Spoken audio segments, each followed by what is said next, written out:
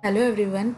In my previous video, we all learned how to use SUMIF function in Excel, and in today's video, we will be discussing its extended version, which is SUMIFs function. Unlike SUMIF function, this function provides us sum of given range of sales meeting multiple criteria. So here I am using this same data table again, where I have data of profit earned by selling different hardware items in different months from different stores. In my last video where we found out how to derive total profit earned by only selling tapes using SUMIF function.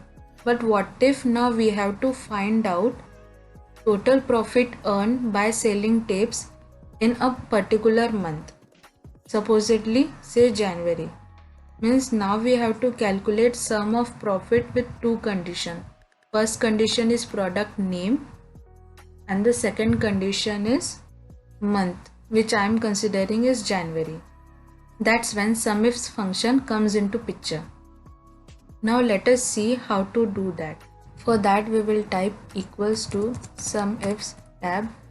Now here we can see that unlike SUMIF function, it is asking for some range, that is the range of sales we want to sum, which here is profit column, that is column E, comma.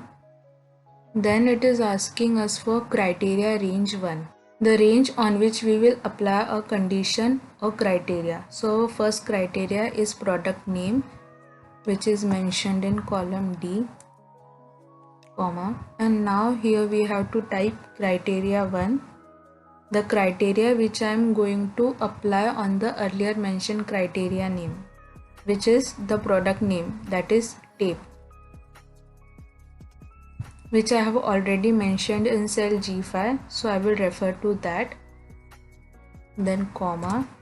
Then we will give second criteria range, which is month column, that is column C, comma, and the criteria is month Jan, which we will get reference from cell I3. But what if I don't have cell to refer the month? Instead of typing I3, I can also write Jan in double inverted comma. Always refer to mention text in double inverted comma, bracket complete, enter.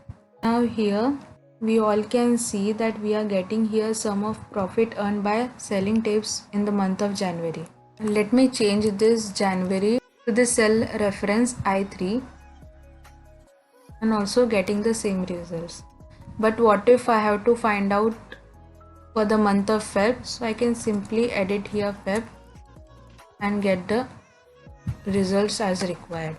So guys, this was my today's video on how to use SUMIFs function. Thank you for watching.